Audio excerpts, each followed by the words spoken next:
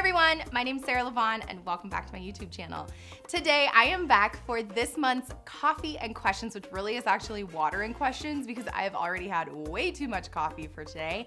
So we're gonna be drinking water and answering your questions from Instagram and then from comments on previous YouTube videos. So if you haven't subscribed, make sure you subscribe down below, give it a like, share it with a friend. And then today I'm gonna be answering a bunch of your questions. I actually don't know what about, but I'm sure they have something to do with labor and birth.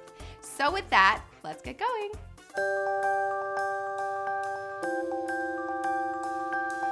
Before I get into your questions, I want to give you a little heads up that Mother's Day is on its way here. I don't know about you, but I am definitely one to be like, wait, what day is it? And when is Mother's Day? And so as you're starting to think about, maybe it's your first Mother's Day, maybe you have a friend that's pregnant, it's going to be their first Mother's Day, maybe you're wanting to celebrate your mom, I actually have a very exciting gift opportunity for you. So I am currently wearing, and I mentioned this in last month's Coffee and Question, how much I love giving a mama necklace to a either new mom, pregnant mom as like a special thing that they can wear.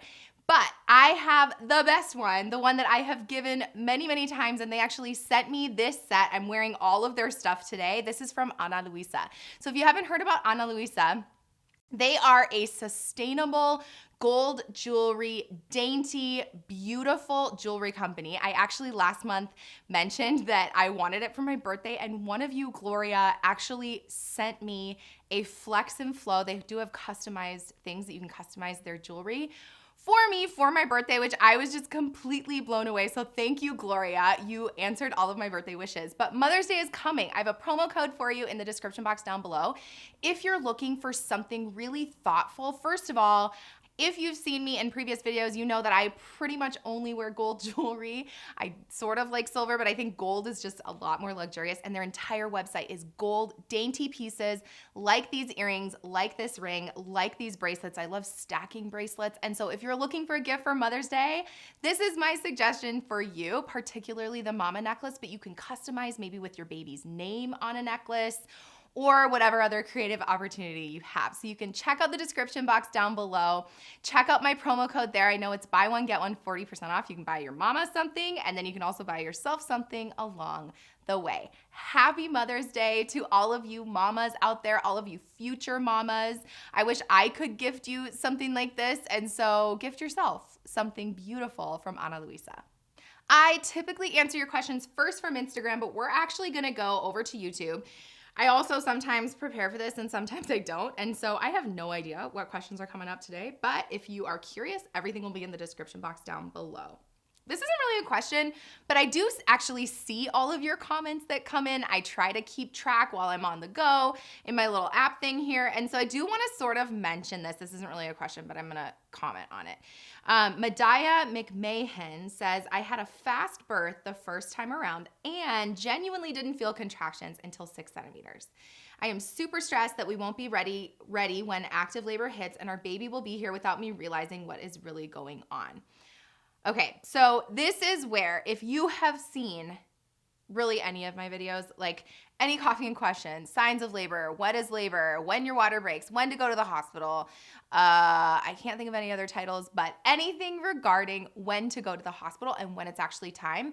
This is where, if you hear my criteria, most of the time that's for first-time moms because first babies typically take the longest. They typically take a while. It's not uncommon for 24 hours or more for a first baby, but second babies typically come a lot faster if you've had a vaginal birth in the past. And so this is where if you've also paid attention while I'm giving criteria, my baseline criteria, hear me loud and clear, is your instinct is everything. There is not one cookie cutter birth. There is not one single criteria where I could say, here you go, follow this, and you have poof, magic birth and go to the hospital at the perfect time and all of that. Now, mind you, I'm giving you tips for that, and that's based on thousands of births that I've worked with and everything I've studied, etc. But your instinct is paramount with the whole situation. And so if you are feeling contractions, if they are regular, if they are somewhat painful, but you feel more pressure, if your water breaks, listen to your body, right? And so in this case, she says that she didn't feel contractions until 6 centimeters. Then for you particularly, and this is why labor and birth is so specific to each person individually and why I love my job so much, otherwise I'd be totally bored. I'd say when you feel contractions, go to the hospital, and maybe that criteria doesn't really work for you based on your previous experience, and that's okay. Worst case scenario, they say, oh, no, you're 3 and go home. You're not actually in labor. And so that's where, to me, better safe than sorry. Listen to your body, listen to your sensations. And then if you had a fast birth the first time around, when you start to feel a little bit of regularity, it's like not just what you've been feeling intermittently, there's a pattern to it, starting to be a little bit more painful, start making your way to your birthing location. Okay, this is fun. Ashton Minnick, there's like 3 questions in this one. I have a question about mindset and deadlines for you. I'm roughly 5 months pregnant. My husband is deployed and supposed to return when I am like 38 weeks. This is my 4th baby. The first 3 had to be induced at 39 or 40 weeks because of baby's gigantic size. Do you think there's any at all chance that my husband getting home and that wave of relief might throw me into labor on my own for the first time? Thanks for your input. So I'm going to come back to the rest of this, but I think it's very possible. I have seen so many times, I teach about the psyche for nurses and birth workers, and and how many times I've seen like, oh, I have a deadline at work, or oh, I have my mom is coming to town on this day, and there's like, I can't go into labor, I can't go into labor, I can't go into labor, and that little meaning maybe potentially big lingering stress level keeps your adrenaline levels high enough that it prevents your labor hormones, and the moment you're like, oh, okay, then yeah, I think it's definitely possible. Now, this is where flex and flow, who knows, maybe not, maybe yes, but let us know what happens with when your husband gets home. And then she says, also, any comment on how my body will handle intimacy after 8 months of nada? Should we just bypass it altogether until after baby? So as far as intimacy goes, this is actually on my somewhat short list. If you guys want a intimacy in pregnancy or sex after pregnancy video, I am open to that. I have some stuff brewing in my mind for that. But I think this is going to be individual. If you feel comfortable, you haven't seen your husband in months and months and months, and I mean, I don't know about you, but if I was away from my husband for that long, I would probably want to be intimate with them. And so if you are feeling comfortable, if you're feeling like that's what you want, then go for it. There's absolutely no reason, unless your doctor's told you you have a placenta previa, they've told you nothing in your vagina that includes your man or anything else that can go in there. And so I would say go for it. You have a short window of time before you give birth, and then you'll have another window of time where you can't be intimate. And so I would say go for it, and also let us know what you decide on that one. This is so good. Okay, Lola Hen. My mom was shaming me for even thinking about planning for an epidural, which is upsetting. My dad was in the background agreeing with her and saying that their doctor had told taking the epidural makes a woman's birth experience slower versus allowing the body to take its natural course. I acknowledged my parents' opinions and reminded them that it's my body and planning, so they can either get on board the happy train or keep future opinions to themselves. I plan to share this video with them in hopes of educating and bringing them to newer information. This comes from my epidural or not video. Has anyone else gone through this with their parents or someone close? This is where I'm not going to comment a ton on this, but I would love to hear your experiences of how you've navigated people's opinions throughout your pregnancy, and how many of you can raise your hand in the comment box down below that you agree that when you get pregnant, it's like everybody has 5,000 opinions about how you should or shouldn't labor, birth, parent, pregnant your child, be pregnant, what you should or shouldn't do. And so that's where I just want to take a deep breath for all of us and say your body is your own. I am an expert in this area. This is what I do. I live and breathe this stuff, and I can't even tell you what the right answer is, because my job is to help you navigate your experience and your decisions so that they feel good for you. I say all the time that what your mom might do versus what you'll do is different, and that's okay. That makes for your own beautiful, perfect birth experience. If you want an epidural and you feel comfortable with the risks, benefits, alternatives of that whole situation, you've had that conversation with your provider, you are moving into suffering land and you don't want to be traumatized from your experience, and you think that that will help you, please, right? And that's where it comes back to me to say there's nothing worth your mental health. But does giving birth without an epidural equal trauma? No, it's pain. It's good for you, right? But it's going to take some preparation so that you feel ready for that. And really, it's all mindset. If you haven't seen my scared of labor pain video, that one will give you a foundation to work off of as well. So I'm going to send you that direction, but let us know your experience and how you navigated those experiences with your family, overly opinionated family, and friends. Okay, Victoria Black. If you hemorrhaged with your first, would you be at increased chance of hemorrhaging postpartum with your second? So hemorrhaging just means bleeding too much. We have a threshold where your body actually makes more blood volume prior to your birth in order to prepare for you to bleed. Some, okay? Some is fine. Your body can usually compensate. But if you bleed too much, that's considered a postpartum hemorrhage. Typically, it's postpartum. It is a more common complication after you give birth.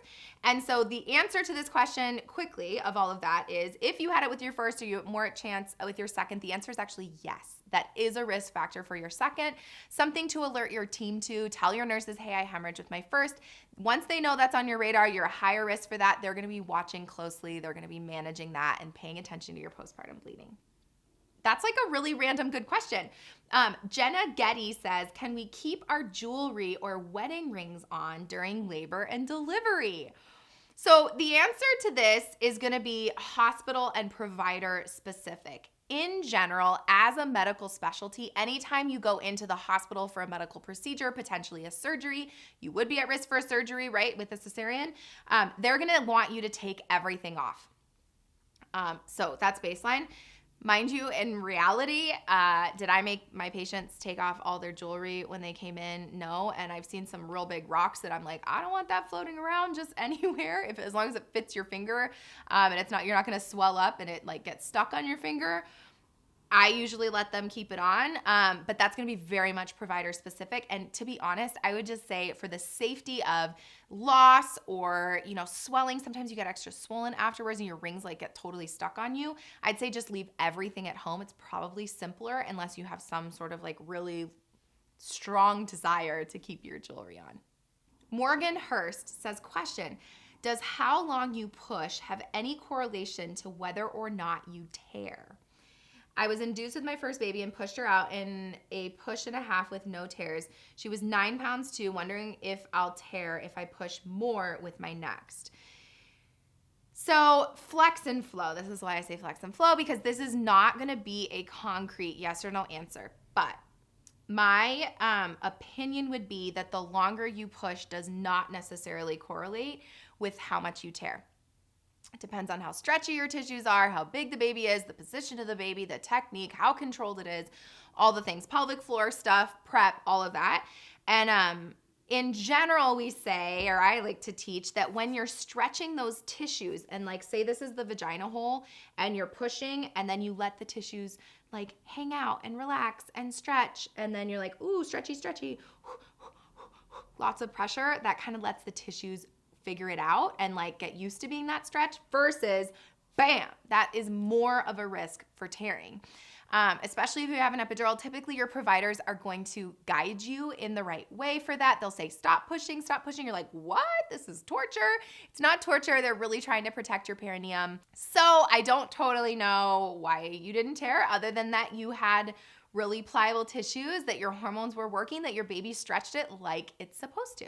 So and also the other thing with pushing is that you're not really stretching the vagina hole where it typically starts tearing into the perineum and can go deeper and deeper until the baby's like super low to the point where you can see the head into crowning, which you learn about in my childbirth class. So the pushing, a lot of times the vagina is closed for most of the pushing. It's not even beginning to stretch yet if you're pushing for a long time. So rarely do you sit with like a stretching vagina for like 2 hours. In fact, I've never seen that before in my entire life. The 2 hours of pushing is like bringing baby down. If this is vagina hole, bringing baby down for 2 hours, back and forth, back and forth, back and forth, and then crowning and stretching for a few minutes. Deborah Blaine says, what are your thoughts on breathing out your baby and not necessarily pushing the baby out? Is it better than pushing, especially to avoid tearing? Okay, so this comes from my last video. It was a bonus coffee and questions on how to push with an open glottis.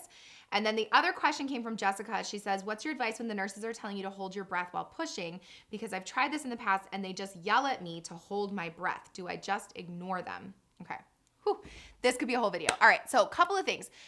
If the nurses are yelling at you to hold your breath, I would say this is probably a partner thing or a doula thing to sort of politely just be like, I would appreciate it if you didn't yell at me. I'm doing my best. What you want is to ideally be effective in your push. And the nurse can even just look at your vagina or your perineum, your vulva, the outside portion, which is your vulva, and see the effort if they have like an experienced eye. The other thing they could do, if you're okay with it, is your provider or your nurse could put 2 fingers inside and actually feel the baby moving forward. And so I think if you can prove that you are pushing adequately with the technique of open glottis, you can also say, I've heard the recommendation is open glottis pushing. Is that not something that you guys believe in? And so you're kind of navigating I've heard this is good. And the question is, am I pushing effectively? Okay. I actually just read an ACOG article recently when they were reaffirming what they believe and what they recommend. And one of them was that open glottis or Valsalva maneuver pushing is an acceptable form of pushing. So from a doctor's perspective, they're being told either one works, but the idea is it needs to work. And if you're breathing the baby down and you're trying to open glottis push, but your baby is not moving, that really is setting you up for failure as well. And this is why you're watching that video, you're practicing ahead of time, and then you're asking your team for feedback and saying, this is really important to me. I really want to try it this way. Could you help me to find my push while still having an open glottis? And then they may put their fingers inside, they may watch, they may coach you in another way until you find that push together. Now, ultimately, if it's not working, then it's not working. And sort of one of my phrases I say is don't fix what's not broken, but then also if it's broken, which is not broken, let's be very clear, but the opposite is true, that if it's not working, then we have to do something else. And so my recommendation would be that then maybe you try a Valsalva maneuver pushing and see if that works. And maybe it's the same, and then you keep an open glottis, but you're working with your team where they can give you actual feedback while you're pushing. Okay, so the second question, or the first question really was, what are your thoughts on breathing your baby out? I think that as long as it's working, as long as it feels good for you, that you should be able to do, and you should do whatever feels right for you, okay? Now, here's where if you have an epidural, to me, opinion, full disclosure, and a little bit biased towards hospital birth, is that I have seen this sort of be the case where they're like really wanting to breathe the baby down, but the baby does not move for hours, okay? So this is where, again, you sort of have to work with your team to see what's working. If you don't have an epidural and it feels better to push that way, then to me, that's on you. Great, no problem. Your team should be supportive of that. But if you have an epidural, it makes it really challenging because you don't have that instinct to know when are you breathing the baby down versus that instinct may actually tell you to push. There is such a thing as that reflex. It's like if there's poop in your rectum, you're like, oh my God, it's coming, it's coming, it's coming. And then you push and you're like, oh, I feel so much better. It's the same with a baby. And so for you to be resisting the urge to push, I also don't recommend. So moral of the story is that you're listening to your instinct. Now, you have less of an instinct with an epidural. If you don't have an epidural and you feel like breathing the baby down is more effective for you, then hallelujah, go for it. That should work for you. Okay, let's go over to Instagram and answer some more of your questions. If you do have a question that wasn't answered, feel free to comment with the same question on this video and then I might see it for next time. But I'm gonna go look at your poll. So if you don't follow me on Instagram, head on over there and make sure you follow me because I ask every month for your questions for this exact video. Oh, this is a good one. EB Black Cat says, is nudity the most common labor attire? What would make me choose that over a big shirt? So question really is everyone naked in labor? The answer is no, they're not. And I think to me, it's based on your preference. So if I know my sister feels comfortable with me telling you this, which by the way, make sure you subscribe down below because she is pregnant again and we're doing round 2, but she loved being naked in labor. Like she was like, oh, get it off of me. At one point she told the anesthesiologist when they asked her to put clothes on, she was like, no, a body's a body. We still say that to this day, like a body's a body, it's fine. And so if you want to be naked, then be naked. Sometimes it's less restrictive. You can kind of feel with your body. It feels more primal. If that's what works for you, no one minds whether you're in a hospital, home, or birth center, okay? Now, the hospital gown will be provided to you if you want it. It is very convenient it opens in the back for an epidural. It snaps around your IV. So that, from convenience standpoint, is really nice. Whether or not you want to wear underwear or not, totally up to you. If you want to bring your own versus you can wear the hospital underwear. We always brag that they're like sexy little fishnets that are very nice, one size fits all. Or if you want to bring your own attire to labor in, totally fine. Anybody, and this is where like I think some old school nursing thoughts are that like you have to wear the hospital gown. You don't have to do anything, okay? And if you are more comfortable wearing a big t-shirt, then fine. Just know it may get soiled, it may get wrecked kind of through the process, it may get wet, and it might become annoying because you're weaving cords and whatever all around it. But up to you. The other thing is you sort of want to be anticipating skin-to-skin contact with your baby. I will say that a regular t-shirt is very challenging when it comes time for the birth, that you're like up and over and there and it's like stuck on you. I have a number of circumstances where they wore a shirt and then they were like, I just want to be naked all of a sudden. Or we ended up cutting off the shirt in labor just out of sheer convenience.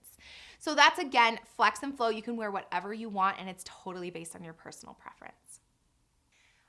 Jennifer Gian 21 says, baby is in the 2nd percentile for weight, which means when you go to the pediatrician, they're going to weigh your baby or your child and put them on this like graph to say, are they within normal or are they low for weight or are they above weight? So plenty of wet diapers, feeds on demand, any tips, 3 months. So my question for you, this is my first instinct. I'm going to say maybe see a lactation consultant to sort of see what's happening there. But if you're having enough wet diapers, your baby is getting enough. There is a little bit of discrepancy on the curve, so that's like a whole side note. But I would say maybe it's possible you're not feeding long enough on your breast because there's foremilk, hind milk.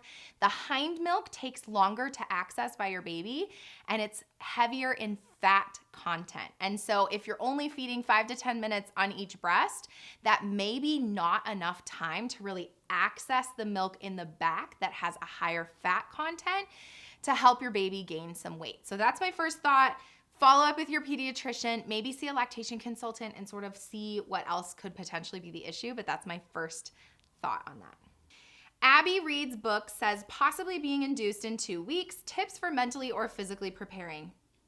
Okay, so yes, few things other than watching my 2 in labor induction videos to help you know what to expect. I would say to calm your body, prep your bags, and anticipate setting a labor mood in the room.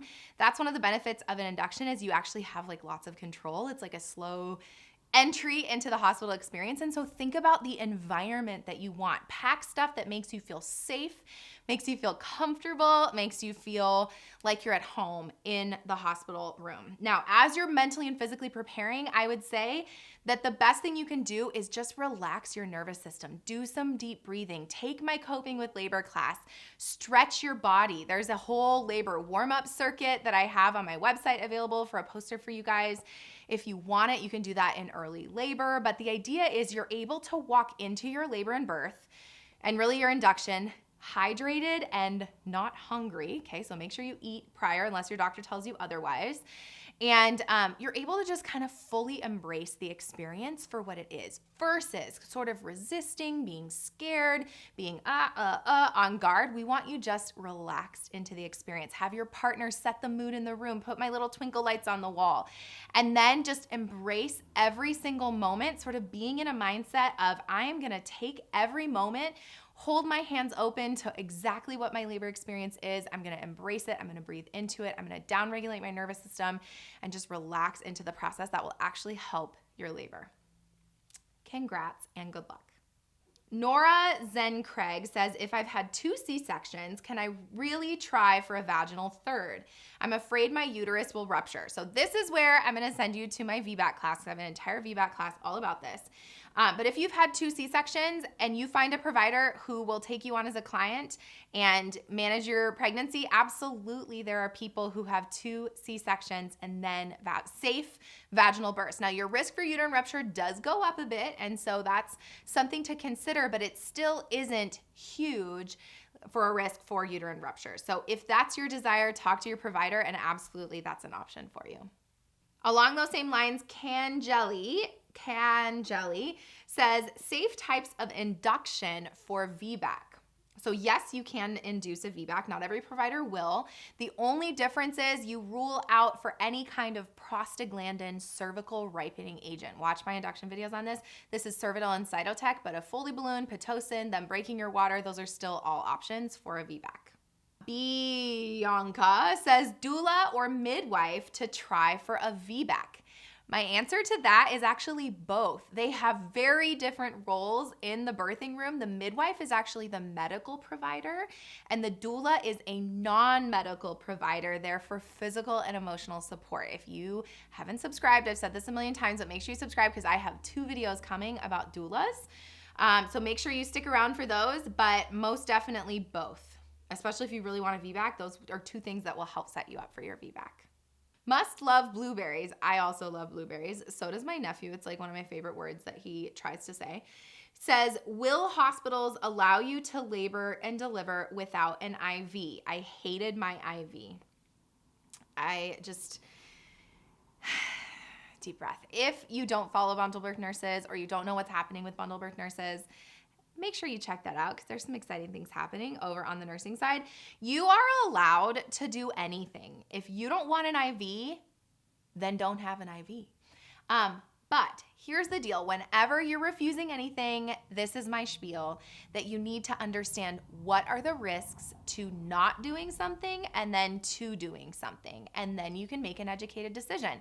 You know, the concern for an IV is it is sort of our safety net lifeline for if there were an emergency. Could they throw one in quickly? Absolutely.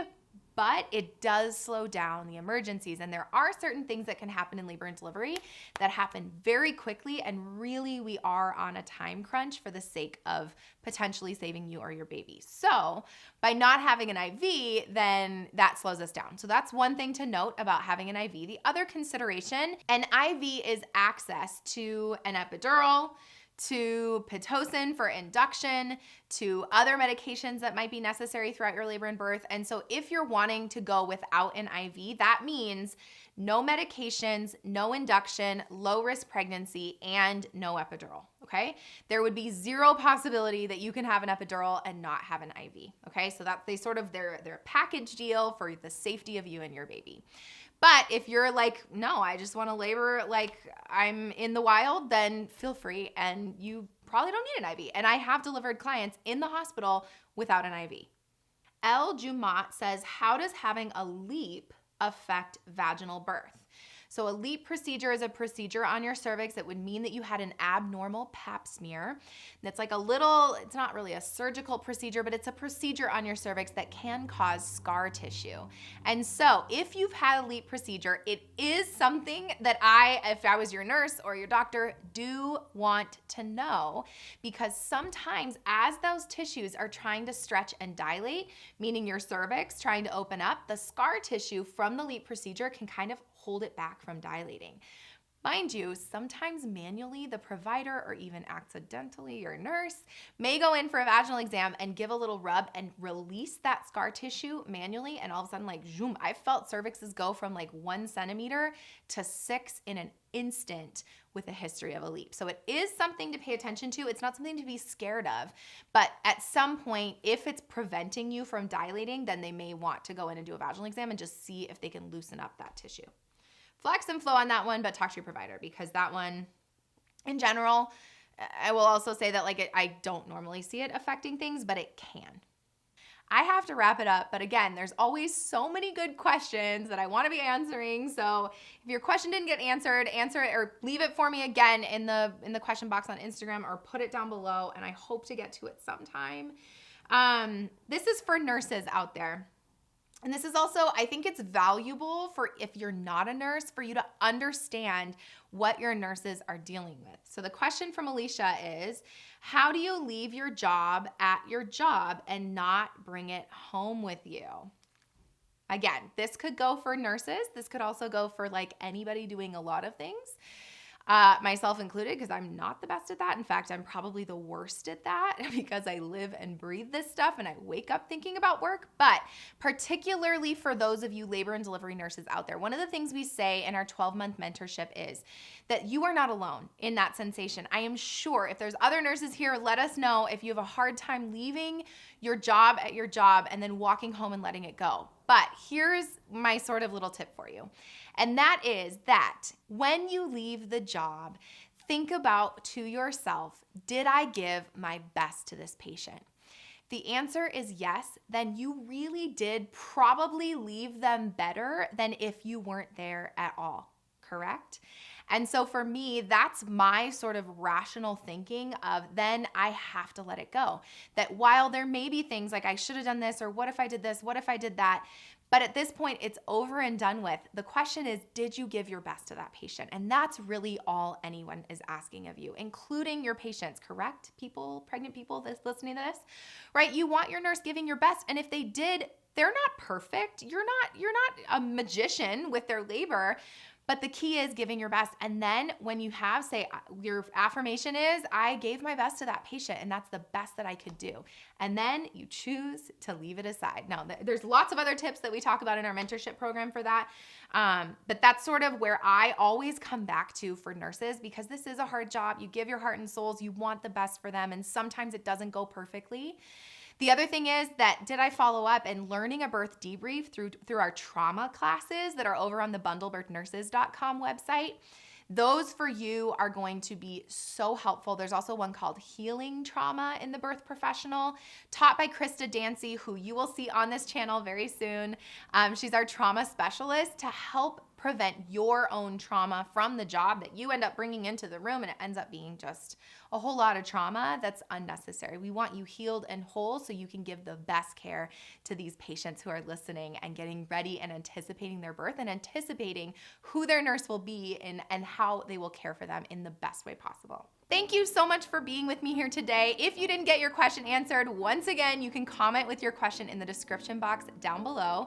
Make sure you subscribe, make sure you follow me over on Instagram, and then make sure you hit up the description box and go check out Ana Luisa Jewelry. You can click the link there for a promo code. Get yourself a mama necklace, get your mama friends a mama necklace. It's a great baby shower gift as well, / any other beautiful gifted jewelry for yourself or for Mother's Day or for birthdays, whatever special occasions. Make sure you check that out down there. And then until next time, don't forget to flex and flow, and I will see you soon.